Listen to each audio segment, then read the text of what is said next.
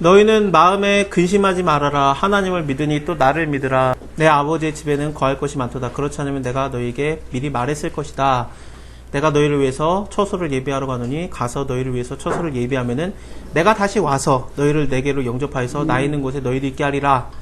이것은 천국 아파트 분양권이 아닙니다. 내 아버지의 집에는 거할 곳이 많도다라는 것은 우리를 얘기합니다. 그래서 믿는 자들에게 하나님이 다시 와서 우리와 함께 한다는 얘기죠. 그게 뭡니까? 결국에는 이거는 성령이 너에게 임한다는 얘기예요. 그래서 여기 23절에 보면은 우리가 저에게로 와서 거처를 저와 함께 하리라. 그러면서 이 땅에 있는 우리가 바로 하나님의 거할 거처가 되는 겁니다. 천국 아파트를 간다는 얘기가 아닙니다. 하나님이 너희 안에 거하시는 것과 너희가 하나님의 성전된 것을 너희가 알지 못하느냐. 우리 안에 거하시는 거예요. 그래서 우리가 바로 거처가 되는 거죠. 하나님의 처소가 되는 것을 얘기하는 거지. 그래서 예수님이 올라가서 우리를 하나님의 거할 처소로 만드시는 거예요. 그래서 예수 믿으면 우리가 하나님의 거할 처소가 되고 하나님이 우리 안에 임해주는 겁니다. 성령. 네, 맞아요. 네, 성령이 임한다는 얘기예요. 이거는. 상급이라는 건 뭐냐면은 하나님과 얼마나 가까이 있느냐가 상급이에요. 그래서 하나님의 보좌에 옆에 24장로가 제일 높은 급이죠. 그 다음에 제일 높고, 그 다음에 이제 좀 거리를 두고 하나님의 그 보좌에서 좀 더 멀어지는데, 상급이라는 건 주님과 얼마나 가까이 있느냐입니다. 그래서 그거지. 그러면은 천국에 가면은 뭐 급이 낮으면은 우리는 하나님을 제대로 만날 수도 없느냐. 그건 아니고, 거하는 곳이 그런 것 같고요. 하나님과 맞대하고, 이렇게 그 거지 나사로가 아브라함의 품에 안기니라 그러면서, 물론 하나님 품에 안겼다는 얘기는 안 하고 아브라함 품에 안겼다라고 나오긴 하지만 그게 에스겔서 48장에 나와요. 여기에서 48장에서 이제 완전한 성전을 보여주거든요. 여기서도 그 성전에서 물이 흘러나오죠. 그래서 성전에서 생수의 강이 흘러나와서 살리는 거 그 얘기가 나온 다음에 여기 그 나무들이 옆에 많지 않습니까? 이 나무들이 많은데 그 나무가 심이 많이 보이더라. 이 나무는 뭐였습니까? 요한계시록에서는 생명나무라 나오고요. 시편에서는 뭐라고 나옵니까? 시편 1편에서는 시냇가에 심은 나무가 과실을 쫓아 열매를 맺는 거. 우리들을 얘기해요. 우리들이 이 열매를 맺고 잎사귀를 내는 거죠. 그래서 약재료로 쓰이고, 이거는 요한복음 15장에서 나옵니다. 그래서 예수님이 포도나무고 우리는 가지가 되는 거. 그걸 얘기 나오는 거고, 고린도전서에서는 그 가지가 우리가 붙어 있을 수 없었어요. 왜냐하면 우리는 다른 나무의 가지예요. 그러니까 돌감람나무의 가지라고 나오는데 그게 꺾여서 참감나무에 이게 우리가 젖붙임을 받습니다. 참감나무는 하나님을 말하고 그 가지는 유대인을 말해요. 유대인이 꺾이고 우리가 붙는 거예요. 그걸 얘기하는 건데 이게 완전한 그 성전이 만들어져요. 그다음 이게 42장, 43장, 44장 이렇게 계속 만들어지죠. 그러다가 42장에서 동문으로 하나님의 영광이 임할걸요. 성소에 들어갔을 때 청량하기를 마친 후에 동양한 문으로 있는데 그 동양한 문에 하나님이 임해요. 하나님의 영광이 들어와요. 그래서 43장에서 완전한 성전을 본 거예요. 여기에 이곳에는 어떠냐면요, 그 휘장이 없어요.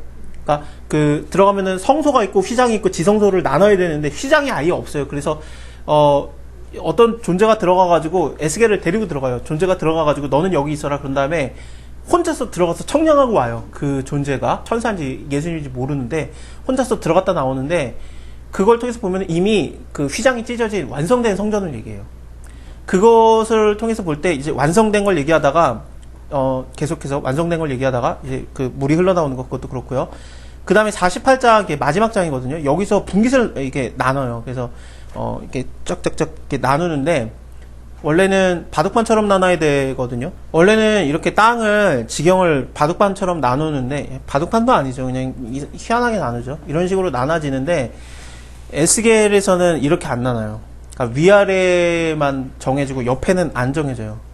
에스겔이 땅 분배가 이렇게 돼요. 그러니까 위에는 단, 그 다음에 아세, 옆에가 없어요. 납달리, 뭐 문하세, 에브라임, 누벤, 그러면서 순서대로 좀 나오는데, 가운데 지역에 뭐가 있냐면은 그 성전이 있고, 그 42장, 43장에서 하나님의 그 영광이 임한 그 성전, 그 성전이 있고, 그 다음에 거기에 레위인들의 땅이 있어요. 원래 레위인들은 땅이 없잖아요. 근데 레위인의 땅이 있고, 그 다음에 왕의 땅이 있어요. 그게 있는 게 여기고, 그거에 바로 위에가 유다고, 그 밑에가 바로 베냐민이에요. 그래서 뭔가 그 성전과 가까운 게 뭔가 복을 받은 존재처럼 나온단 말이죠. 왜냐하면 다는 언제나 욕먹는 존재였지 않습니까? 그 창세기 49장에서도 욕먹었고 요한계시록에서는 아예 단지파가 아예 안 나오죠. 그래서 단이 욕먹는 존재인데 제일 위에 있는데, 그래서 그 갓도 그렇고, 근데 가운데 이게 뭔가 그 레위인들이 함께 한단 말이죠. 이런 걸 통해서 보면 하나님과 함께 하는 게 복인 것처럼 이렇게 그려져요. 가까이 있는 게.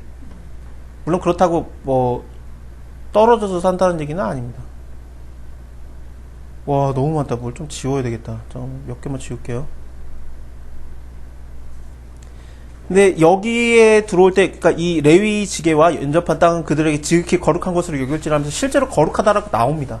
성소와 같이 있는 것, 중앙에 여호와의 성소가 같이 있고, 사독의 자손 중에 구별한 제사장들에게 돌릴지라면서 뭔가 제사장의 지게가 제사장들의 땅의 경계가 정확하게 나옵니다. 그리고 이방인들은, 너희 중에 거하는 이방인들은 그 땅에 거의 거하면은 그 지파로 그냥 소속이 돼요. 내가 이방인인데 내가 아셀 지파 땅에 있다. 그러면 아셀 지파로 소속이 되고, 베냐민 지파에 소속이다. 그럼 베냐민 지파로 들어가고. 우리는 뭐냐? 그러면 그렇게 12지파에 소속이 되는 그런 스타일로 들어가는 거냐? 뭐 유대인이 돼야 되느냐? 그건 아닙니다. 이거는 이상이에요. 환상이에요. 그래서 컨셉을 잡아줬던 거기 때문에 이런 게 아니라, 우리가 어떤 지파에 소속이 되느냐? 우리가 레위 지파가 되는 것 같아요.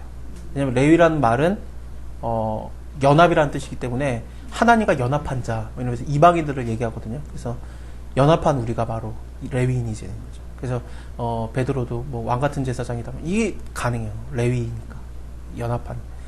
우리는 레위이면은 어떻습니까? 뭐 그러면 너무 좋고 아니어도 좋고 그렇죠. 그 집입니다. 그러니까 그 집이 이 집입니다. 그러니까 내가 바로 하나님의 거할 처소가 되는 걸 얘기하는 거지. 내가 하나님의 성전이 되는 거, 연합하는 거, 하나님과 연합, 그리스도와의 연합, 그것을 얘기하는 거지. 천국 아파트가 아닙니다. 분양권을 얘기하는 게 아니라. 그러니까 장소를 얘기하지 않아요. 너가 누구냐를 얘기하지. 아까 가인과 아벨 그 얘기처럼 예배자가 누구냐 그것처럼 사람을 얘기해요. 그래서 바울도 얘기하는 게 뭐냐면은 천국 아파트가 있다라는 얘기를 하는 게 아니라 너희는 시민권이 하늘에 있는 자다. 그러면서 이제 너는 누구냐라는 걸 얘기하죠. 네. 그래서 예.